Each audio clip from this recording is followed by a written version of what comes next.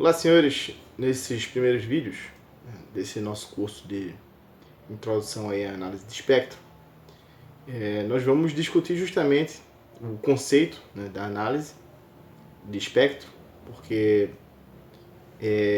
em muitos casos, é um conceito que não é muito familiar, embora muitos já devam ter visto, um espectro, principalmente em contexto de áudio. Então é muito comum que apareça um espectro, por exemplo, em exibições de música, em aplicativos de players, etc.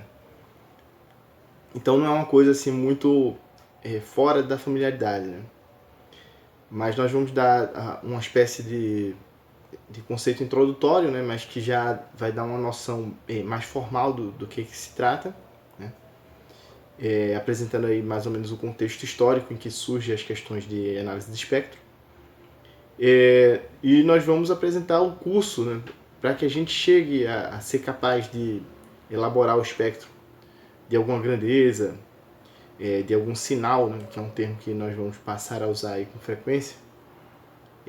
Que caminho nós devemos seguir, Então vamos ver o roteiro, do desenvolvimento das atividades do curso. E vamos ver também que tem algumas consequências aí de como as complicações que aparecem para a gente elaborar um espectro vão causar alguns efeitos secundários aí, que eu estou chamando aí de recursos secundários que serão necessários aí, e um deles é a programação. Será necessário o emprego de programação para que nós possamos calcular na prática um espectro. Então, o que seria um espectro? Então, esse experimento aqui é um experimento clássico, um experimento que foi bem documentado por Newton, que consiste em fazer incidir um feixe de luz branca sobre um prisma, e o que se observa quando isso é feito é que a luz que sai do prisma, ela sai toda fracionada em diferentes cores. O que se propõe, e inclusive o nome espectro da luz foi empregado pelo Newton, é que essa luz que aparece na antepara, então aqui seria um esboço, mais ou menos do que surge na antepara, é a divisão da luz em suas componentes. Então, fisicamente, esse processo ele é descrito pelo fato de que a luz branca, quando incide no prisma, as suas diferentes componentes sofrem diferentes índices de refração e, portanto, diferentes desvios. Então, a luz vermelha aqui, que tem um maior comprimento de onda, e aqui nós estamos empregando o lambda como sendo a letra que representa o comprimento de onda. Maiores comprimentos de onda tem um menor desvio, enquanto que as luzes de menor comprimento de onda, que é aqui o caso do violeta, eles sofrem um desvio mais acentuado. E o efeito disso é que a luz branca aparece aqui como se fosse decomposta. Então, diferentes comprimentos de onda, diferentes cores, e o índice de refração varia com o comprimento de onda ou com a frequência. Então, diferentes cores terão diferentes desvios. O que significa que o índice de refração varia com o comprimento ou com a frequência? Então, o que é que nós temos aqui? Nós colocamos a posição em que aparece um determinado componente da luz branca em termos de aproximadamente aqui o seu comprimento de onda. Então, os comprimentos de onda do violeta são aproximadamente aí 300 nanômetros, e esse valor vai crescendo à medida que nós vamos saindo do violeta e indo para o vermelho, e eles chegam na região do vermelho a aproximadamente 750 nanômetros. Bom, nós sabemos que existe uma relação entre o comprimento de onda e a frequência que é dada pela velocidade da onda.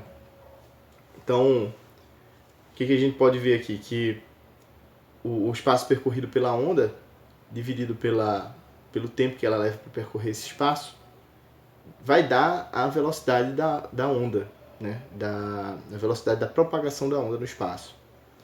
Se nós adotarmos aqui o espaço como sendo um comprimento de onda ele percorre, o espaço percorrido por um comprimento de onda coincide com o tempo de um período, né? E 1 sobre o período é a frequência, né?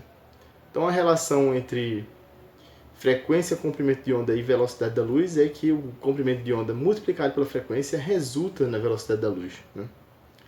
Então existe uma relação aqui íntima entre frequência e comprimento de onda, em que a frequência é inversamente proporcional ao comprimento de onda, e essa constante de proporcionalidade é a velocidade da luz, né? Então se nós substituirmos aqui o valor da velocidade da luz pela velocidade da luz no vácuo, nós vamos ter aqui para as frequências correspondentes que nós vimos para o violeta, de aproximadamente 300 nanômetros, e para o vermelho, de aproximadamente 750 nanômetros, vai resultar em uma frequência de aproximadamente 1000 terahertz aqui para o violeta e 400 terahertz para o vermelho. E é evidente que, como eles são inversamente proporcionais, se eu quiser fazer um gráfico crescente apontando para a direita, eu tive que inverter aqui a ordem, né? No gráfico anterior que nós estávamos aqui em termos dos comprimentos de onda, o violeta estava à esquerda e o vermelho estava à direita. E aqui nesse gráfico nós temos o vermelho à esquerda e o violeta à direita, né? Então esse aqui é o espectro da luz branca em termos de frequência, né? E aí nesse caso a gente tem uma pequena mudança aqui, né? Que é a incidência da luz branca, a gente, ao invés de olhar aqui maior lambda, a gente está vendo aqui a menor frequência, né? E aqui, ao invés de a gente ver a menor lambda, a gente está vendo a maior frequência, já que eles são inversamente proporcionais, né? Então essa aqui é a parte visível, né? E é a frequência que justifica, inclusive, a terminologia que se usa para as frequências de onda eletromagnética fora da região visível, né? Ou seja, abaixo de 400 terahertz, nós começamos a ir para o que está abaixo do vermelho, e abaixo do vermelho é o infravermelho, né? E o que está acima do violeta é o ultravioleta, não é isso? Que já começam aí a ter as ondas eletromagnéticas ionizantes, né? Então, só que o que acontece? E se porventura a luz não for branca, não é isso? E aí nós temos os casos emblemáticos aqui, desses gráficos de espectro, que inclusive o aluno que estudou química, a parte de química que fala das teorias quânticas do átomo, já deve ter visto alguns gráficos similares a esse. Então o que acontece? E se eu pusesse na antepara um sensor de intensidade da luz, certo? E fizesse a luz incidir e observasse qual era a intensidade da luz a cada ponto, né? Fizesse esse sensor percorrer todo o espectro ao longo da antepara. Então, se eu, ao invés de colocar aqui uma luz branca ideal, colocasse aqui uma luz solar, que é uma espécie de luz branca real, então nós veríamos que, de fato, a luz solar no espectro visível ele contém várias frequências, todas, mas que a intensidade não é constante, né? Então existe uma variação, né? Próximo aqui do vermelho, laranja, é onde existe a maior intensidade dos componentes de frequência da luz solar. E isso é ainda mais crítico se eu colocar aqui, por exemplo, isso que é chamado de espectro de emissão do hidrogênio, né? Então, se eu excitar o gás hidrogênio e olhar a luz que ele emite após ser excitado sob a antepara usando o mesmo aparato que Newton usou, o que nós vamos ver é que não aparece o espectro completo da luz. Aparece apenas algumas raias, né? O que o sensorzinho enxergaria aqui quando ele percorresse a antepara? Ele veria que nessa região aqui ele não captaria nada de intensidade, então a intensidade da luz aqui ela seria nula. Quando ele chegasse em alguns dos pontos em que tem luz, ele detectaria alguma intensidade diferente de zero. Então nós veríamos que para o hidrogênio, o seu espectro seria composto de apenas algumas poucas frequências. A mesma coisa acontece com o lítio, só que o espectro do lítio é diferente do espectro do hidrogênio. Eles emitem frequências distintas, certo? Esse fenômeno aqui é observado quando se excita um gás rarefeito, né? Então, isso aqui se atribui, inclusive, e é visto lá nas teorias quânticas, justamente porque o efeito da emissão de luz aqui é como se fosse o efeito da luz individualizada em um único, o efeito,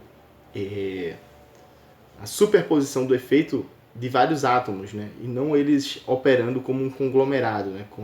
Mas como se eles estivessem operando isoladamente, porque o gás está rarefeito, então a interação entre esses átomos seria muito fraca. Já se a gente pega a luz solar, que é um corpo macroscópico, ou aqui o exemplo de como seria o espectro de uma emissão de luz gerada por um equipamento macroscópico também, que é no caso é o LED vermelho, nós veríamos que o espectro dele ele ficaria composto por várias componentes contínuas, né? Então, próximo do vermelho ele tem bastante intensidade, mas continuamente variável, e a partir daí ele começa a decair, né? Então, o que nós estamos chamando de espectro, né, que vai ser fruto do que a gente vai ver nesse curso, é justamente essa ideia aqui desse gráfico aqui, que é intensidade versus frequência. Certo? Como é que eu construo esse gráfico aqui? Então, esse aqui foi esboçado, né? Apenas para ilustrar, né, a origem aqui no experimento de Newton, da Anteparo, que foi inclusive o experimento que deu nome ao fenômeno, né, dos espectros. No caso particular aqui, o espectro de luz. Para esse tipo de gráfico, em que nós temos aqui intensidade versus frequência, que poderá ser empregado para um caso geral, e não apenas para o caso da luz. Certo?